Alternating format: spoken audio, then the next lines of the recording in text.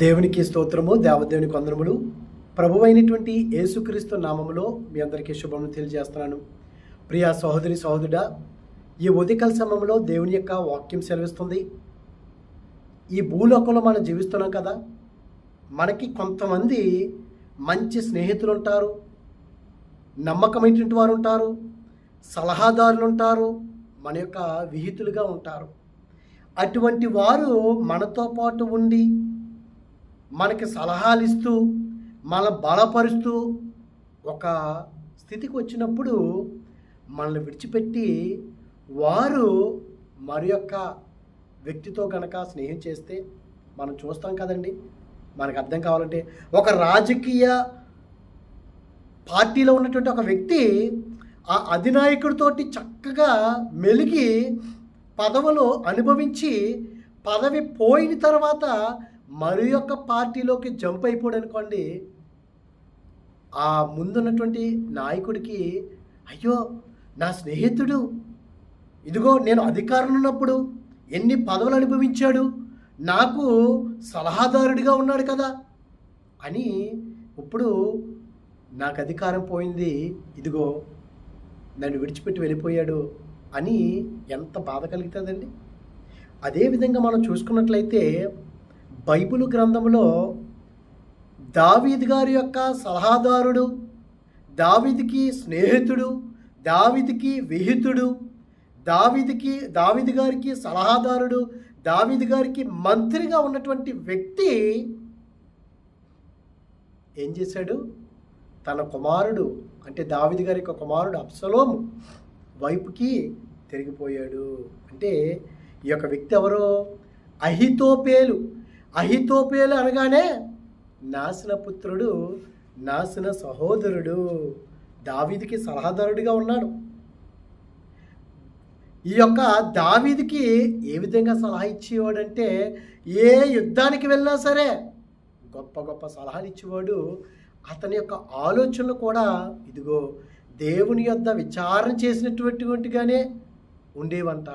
చూడండి, దేవుని యొక్క వాక్యం సెలవుస్తుంది, ఈ యొక్క వ్యక్తి దావీదుకి ఏమైపోయాడండి? శత్రువైపోయాడు. దావీదుతోనే అంటున్నాడు, ఇదిగో నేను నీ తండ్రిని వేరే వాళ్ళు కాదు చంపటం, నేనే చంపుతాను. ఏంటి, నిన్నటి వరకు అదే పార్టీలో ఉన్నావు, నిన్నటి వరకు అదే కుటుంబంలో ఉన్నావు, నిన్నటి వరకు నువ్వు స్నేహితుడిగా ఉన్నావో సలహాదారుడిగా ఉన్నావో, ఈ సమయంలో నువ్వేమంటున్నావు? ఇదిగో అబ్షలోముతో అన్నాడు, నీ తండ్రిని చంపేటువంటి ఆ పని కూడా నేనే చేస్తాను. అమ్మో, ఎంత భయంకరమండి. ఇంకేమన్నాడంటే అబ్షలోముతోటి, ఇదిగో అబ్షలోము, నీ తండ్రి యొక్క ఉపపత్తులు నువ్వు కూడితే చూడండి, 2 సమూయేలు గ్రంథము 15వ అధ్యాయంలో చూస్తే, 2 సమూయేలు గ్రంథంలో 16వ అధ్యాయము 21వ వచనంలో, అహితోపేలు నీ తండ్రి చేత ఇంటికి కావలించబడిన ఉపపత్నులతో నీవు పోయిన ఎడల నీవు నీ తండ్రికి అసహ్యుడు అవుతావని ఇశ్రాయేలు అందరూ తెలుసుకొందురు. ఇదిగో నీ తండ్రికి నువ్వు నీ తండ్రి యొక్క ఉపపత్నులు కూడినట్లయితే ఇశ్రాయేలు ప్రజలందరూ కూడా ఇదిగో అసహించుకుంటారో, అప్పుడు దావీదుకి అబ్షలోము వీరిద్దరికి అన్నిటికీ కూడా కలవరో. దావీదు అసహించుకుంటాడో అబ్షలోముని, వీరన్నిటికీ కూడా కలవరో అని అబ్షలోము పక్కనే ఇశ్రాయేలు ఉంటారని ఎవరు సలహా ఇచ్చారు? అహితోపేలు అబ్షలోముకి సలహా ఇచ్చాడు. ఇంతకుముందు వరకు ఎవరికి సలహా ఇచ్చేవాడు? దావీదుకి సలహా ఇచ్చేవాడు. ఆ వ్యక్తే ఏమంటున్నాడు? ఇదిగో అప్పుడు వ్యాజ్యమాడు వారు నా యొద్దకు వత్తురు, నేను వారికి న్యాయం తీర్చుదనని 17వ అధ్యాయంలో చూస్తే, దావీదు అలసటనుంది. 17వ అధ్యాయం 2 సమూయేలు గ్రంథంలో, దావీదు అలసటనుంది, బలహీనముగా ఉన్నాడు కనుక నేను అతని మీద పడి అతను బెదిరించినట్లా అతని యుద్ధంలో జనులందరూ పారిపోదురు, రాజును మాత్రమే అతను చేసి జనులు అందరినీ నీ తట్టు త్రిప్పెదను అంటున్నాడు. ఎవరు? అహితోపేలు. నాకు 12,000 మందిని సైన్యాన్ని నువ్వు నాకు ఇవ్వు, నేను నీ తండ్రిని చంపేస్తాను. అయ్యో, దావీదుతోటి తిరిగాడే, దావీదు సలహాదారుడిగా ఉన్నాడే, దావీదు యొక్క మంత్రిగా ఉన్నాడే. ఎప్పుడైతే ఈ సలహా ఇచ్చాడో దావీదు గారికి మరి యొక్క స్నేహితుడు ఉన్నాడు, హూషై. దావీదు దగ్గరకు ఉన్నప్పుడు, ఇదిగో హూషై, నువ్వు నా దగ్గర వద్దు, నువ్వు అక్కడే ఉండు, ఏం జరుగుతుందో నాకు నువ్వు తెలుపమన్నప్పుడు వెళ్తాడో. ఎప్పుడైతే అహీతోపేలు ఈ సలహా ఇచ్చాడో, ఎంత భయంకరమండి.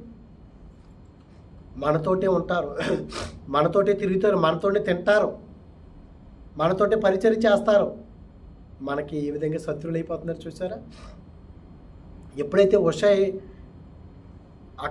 అక్కడ ఉండమన్నాడో, అబ్షలోము కూడా హూషైని పిలిపించి, ఇదిగో అహీతోపేలు చెప్పినటువంటి ఈ సలహా మనం పాటిద్దామని అన్నప్పుడు హూషై అంటాడు, ఇదిగో ఇంతవరకు అహీతోపేలు చెప్పింది మంచిదే కానీ ఇప్పుడు మాత్రం సరైనది కాదు అని ఎప్పుడైతే హూషై చెప్పాడో, దాన్నే అబ్షలోము పాటించాడో.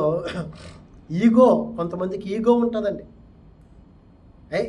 ఈ చిన్నవాడు వాక్యం చెప్పడం ఏంటి, నేను వింటం ఏంటి, వీడు నిలబడి వాక్యం చెప్తుంటే నేను కూర్చుని వింటమేంటి, నేను మాట్లాడాలి కానీ అని అనుకుంటారు కొంతమంది. దేవుని యొక్క వాక్యం అండి. ఆ దినాల్లో ఇశ్రాయేలు ప్రజల్లోంచి దేవుని యొక్క ప్రభావం వెళ్ళిపోయింది. అందుకే ఏలీ కోడలో తన పుట్టినటువంటి కుమారుడికి ఇకాబోదు, అంటే దేవుని యొక్క ప్రభావం పోయిందని.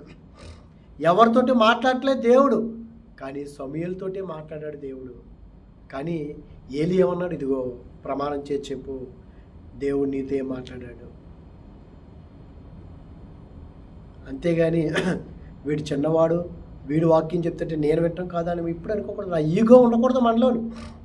ఈగో వచ్చింది, తన ఇంటికి గాడిద మీద వెళ్ళిపోయాడు, ఊరేసుకొని చచ్చిపోయాడు. ఎవరో ఈ యొక్క అహీతోపేలు తన ఆలోచనని ఉరిగా చేసుకున్నాడు, దేవుని యొక్క జ్ఞానాన్ని వ్యర్థపరిచాడండి ఈ యొక్క అహీతోపేలు. 2 సమూయేలు గ్రంథంలో 15:30 చూస్తే, 2 సమూయేలు గ్రంథం 15:30 చూస్తే అక్కడ దావీదు గారు, అయితే దావీదు ఒలివ చెట్ల కొండ ఎక్కుచు ఏడ్చుచు తల కప్పుకొని పాదరక్షణకు లేకుండా కాలినడకన వెళ్ళును. అతని ఎదురు జనులందరూ తల కప్పుకొని ఏడ్చుచు కొండ ఎక్కేది. అంతలో ఒకడు వచ్చి అబ్షలోము చేసిన కుట్రలో అహీతోపేలు చేరి ఉన్నాడని దావీదునకు తెలియచేయగా, ఇదిగో అబ్షలోము నీ కుమారుడు చేసినట్టు కుట్రలో ఎవడు పాలు పొందుకున్నాడో, అహీతోపేలు. ఈ అహీతోపేలు ఎవరో? దావీదు యొక్క సలహాదారుడు, దావీదు యొక్క మంత్రి. ఇదిగో అప్పుడు అహీతోపేలు చేరి ఉన్నాడని దావీదునకు తెలియచేయగా, దావీదు ప్రార్థన చేస్తున్నాడు, యెహోవా అహీతోపేలు యొక్క ఆలోచనను చెడగొట్టమని ప్రార్థన చేశాను. అంటే అహీతోపేలు యొక్క ఆలోచన ఎంత బలంగా ఉండే చూడండి. అమ్మో, అహీతోపేలు కనుక ఆలోచన చేస్తే అమ్మో అది చాలా ఘోరంగా ఉంటుందని, ప్రభువా అహీతోపేలు యొక్క ఆలోచన చెడ్డవిగా చేసేని ప్రార్థన చేస్తున్నాడు. చూడండి అహీతోపేలు యొక్క ఆలోచనలు చూడండి. నిజంగానే మనం చూస్తే దేవుని యొక్క వాక్యం సెలవుస్తుంది. 2 సమూయేలు గ్రంథం 16:23 చూస్తే, ఆ దినములలో అహీతోపేలు చెప్పిన ఏ ఆలోచన అయినను ఒకడు దేవుని యొద్ద విచారణ చేసి పొందిన ఆలోచన అయినట్టుగా ఉండేను. అహీతోపేలు ఒక ఆలోచన చెప్పినట్లయితే, ఇదిగో దేవుని యొద్ద విచారణ చేసినట్టుగా ఆ దినాల్లో వారు అనుకునేవారంట. అంత బలంగా ఉండేది, అంత దృఢంగా ఉండేది, అంత బలంగా ఉండేది అహీతోపేలు యొక్క ఆలోచన, సలహా. ఒక రాజకీయ నాయకుడు, ఒక ప్రధానమంత్రి, ఒక ముఖ్యమంత్రి, వారి దగ్గర ఎవరు పెట్టుకుంటారో? సలహాదారులు పెట్టుకుంటారు. వాళ్ళే అంతా నడిపిస్తారు. నాయకుడికి ఏది మేలు జరుగుతుందో, నాయకుడు ఏ విధంగా బలపరచబడతాడో, నాయకుడు మనుషుల యొక్క ప్రజల యొక్క మన్నలు పొందుకుంటాడో, అటువంటి విధంగా సలహాలు ఇచ్చి ముందుకు తీసుకెళ్తూ ఉంటాడు సలహాదారుడు. అటువంటి సలహాదారుడు దావీదు యొక్క సలహాదారుడు అహీతోపేలు. కానీ అబ్షలోము పక్కన చేరిపోయి, ఇదిగో నీ తండ్రి యొక్క ఉపపత్తులను నువ్వు కూడు, నీ తండ్రి నిన్ను ద్వేషిస్తాడు, అప్పుడు ఇశ్రాయేలు ప్రజలందరూ కూడా నీ వైపే చేరుకుంటారు, వీళ్ళెప్పుడు కూడా తండ్రి కుమారులు వీళ్ళు ఎప్పుడు కలుసుకోరు, కానీ నీ పక్షాన ఉండిపోతారు అని ఇటువంటి సలహాలు ఇచ్చాడండి. నీ తండ్రిని నేనే చంపేస్తాను, నాకు 12,000 మంది సైన్యం ఇవ్వండి. అయ్యో ఎందుకు? దావీదుతో చక్కగా తిరిగాడే. కీర్తనల గ్రంథము 51వ అధ్యాయంలో చూస్తే మనం కీర్తనల గ్రంథము 55వ అధ్యాయం చూస్తే 12వ వచనంలో నన్ను దూషించేవాడు శత్రుకాడు. దావీదుని దూషిస్తున్నాడు. దావీదు మీద ఇప్పుడు చెడ్డ ఆలోచనలు చెప్తున్నాడు. ఎవరో? అహీతోపేలు. అందుకే దావీదు 55వ కీర్తన రచించాడు కదా, ఈ మాట పలుకుతున్నాడు. నన్ను దూషించేవాడు శత్రువు కాడు, శత్రువేడల్లా నేను దాన్ని సహించవచ్చును. నా మీద మిట్టుపడివాడు నా యందు పగబట్టినవాడు కాదు, అట్టివాడికి నేను దాగి ఉండవచ్చును. 13వ వచనం, ఈ పని చేసిన నీవు నా సహకారివి. అహీతోపేలుని దావీదు గారు ఏమన్నాడు? నా సహకారివి, నా చెలికాడు, నా పరిచయుడు, నాకు శత్రువు అయిపోయాడు, నా వెనకాల నుండి గోతులు తీస్తున్నాడు, నా గురించి చెడ్డగా మాట్లాడుతున్నాడు, ఇదిగో నన్ను ఇప్పుడు దూషిస్తున్నాడు. అదేవిధంగా 41వ కీర్తనలో కూడా మనం చూస్తే 9వ వచనం, నేను నమ్ముకుని నా వీతుడు నా ఇంట భోజనము చేసిన వాడు నన్ను తన్నుటికై తన మడమనెత్తెను. ఈ వాక్యం కూడా ప్రభు అయినటువంటి యేసుక్రీస్తు వారికి ఈ ప్రవచనం నిజంగానే దావీదు గారికి కూడా చెందుతుంది. యోధా ఇస్కరేతు ప్రభువారి విషయంలో చేసినటువంటిది. ఇదిగో దావీదు గారి విషయంలో కూడా తన స్నేహితుడు, తన విహితుడు, తన సలహాదారుడు, మంత్రి ఏం చేశాడు? దావీదు గారి గురించి చెడ్డ మాటలు పలికి నేనే చంపేస్తాను, నేనే వేసేస్తానంటారు. అసలు ఈ అహీతోపేలు ఎవరు అని మనం చూసినట్లయితే ప్రియ సహోదరులారా, ఒకానొక దినాన రబ్బా పట్టణంలో యుద్ధం జరుగుతుంటే దావీదు గారు వెళ్ళకుండా అక్కడ మిద్దె మీద ఏం చేస్తాడు? అయినా కారిడార్లో అటు ఇటు తిరుగుతాడు, చూస్తాడు. ప్రియ సహోదరులారా, మనం కూడా మన నడకలు ఎక్కడికి పోతున్నాయి, మన చూపులు ఎక్కడికి పోతున్నాయో, అమ్మో ఇది నేను చూడకూడదు, ఇటువైపు నేను నడవకూడదు అని మనం తెలిసినప్పుడు మన నడకను మార్చుకోవాలి. మన చూపును మార్చుకున్నట్లయితే పాపంలో పడిపోవు. ఎందుకంటే పాపం మన గుడ్డివాడిగా చేస్తుంది, పాపం మనల్ని దుష్టత్వంలోనికి నెట్టివేస్తుంది, పాపం మనల్ని ముంచివేస్తుంది, పాపం మనల్ని పాడు చేస్తుంది, పాపం మనల్ని ఇదిగో ఫలించకుండా మనల్ని పాతాళంలో కడగదొక్కేస్తుంది. దావీదు గారు, అబ్షలోము, దావీదు గారు చూసుకున్నట్లయితే ఉరియా భార్య అయినటువంటి బెత్షెబాను చూశాడు స్నానం చేస్తుంటే. అమ్మో ఒక యవనస్తురాలు స్నానం చేస్తుంది, మనం చూడకూడదు, ఇదంతా మనకు తెలిసినటువంటి వాక్యమే. కానీ చూశాడు, ఆమె గురించి ఎంక్వైరీ చేపించి ఆమెను అనుభవించాడు. బిడ్డ పుట్టాడు. ఆమె గర్భవతి అయితే దాని నుండి ఎలా తప్పించుకోవాలనుకున్నాడో, ఇదిగో బెత్షెబా భర్త అయినటువంటి ఊరియాని రప్పించి ఎన్ని విధాలు ప్రయత్నించినా అతను వినలేదు. చివరికి అతని ఉత్తరం రాసి దావీదు గారు అతని చేతిలోనే పెట్టి యావాబుకు పంపించి ఇదిగో యుద్ధంలో ముందు పెట్టి అతను చంపించేయండి అన్నాడు. ఈ యొక్క బెత్షెబా ఉరియా భార్య. ఈ బెత్షెబా ఎవరని మనం చూసుకున్నట్లయితే ఎలియాము కుమార్తె. చూడండి మనకి ఇక్కడ 1 సమూయేలు గ్రంథంలో 11వ అధ్యాయము, 2వ సమూయేలు గ్రంథం 11వ అధ్యాయం 3వ వచనంలో, ఆమె బహు సౌందర్యవతి అయి ఉండుట చూచి దావీదు దాని సమాచారం తెలుసుకున్నట్టుకై ఒక దూతను పంపెను. అతడు వచ్చి ఆమె ఏలియాము కుమార్తెయు హిత్తీయుడగు ఉరియాకు భార్య, అంటే ఎలియాము కుమార్తె. ఈ ఎలియాము ఎవరు అని మనం ఆలోచించినట్లయితే, ఈ ఎలియాము అహీతోపేలు యొక్క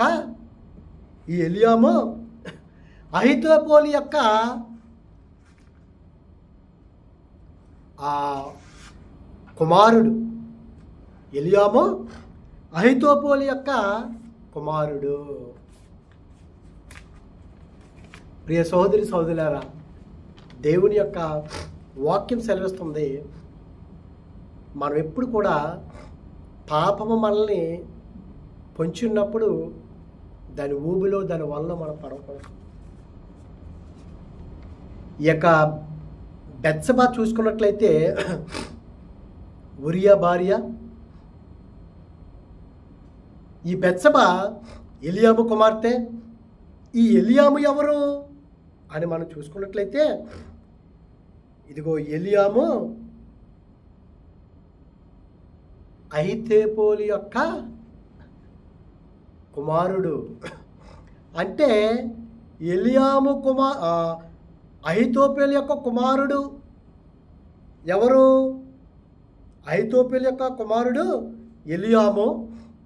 ఎలియాము కుమార్తె అబ్షలోము. అంటే అహితోపెలుకి ఏమవుతుంది? బెత్షెబా మనవరాలు అవుతుంది.